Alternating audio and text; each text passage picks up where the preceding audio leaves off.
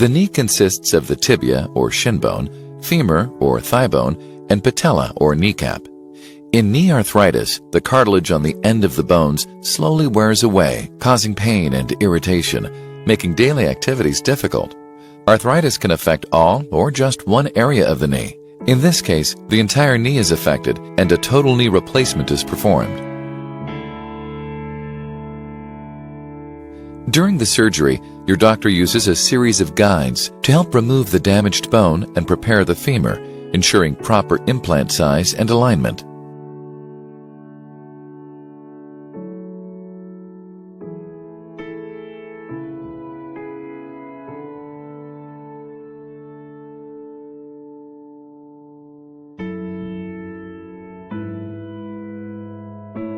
Next, your doctor will prepare the tibia using a series of guides to ensure proper implant size and alignment.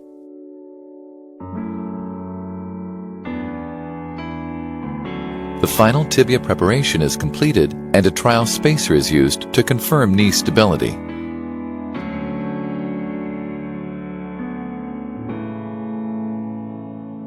Next, your doctor prepares the patella to accept the implant.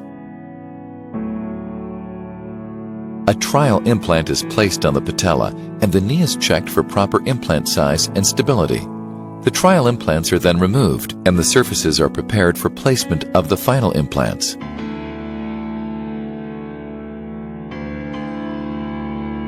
Your doctor applies bone cement on the backs of the tibia, femur, and patella implants for final fixation.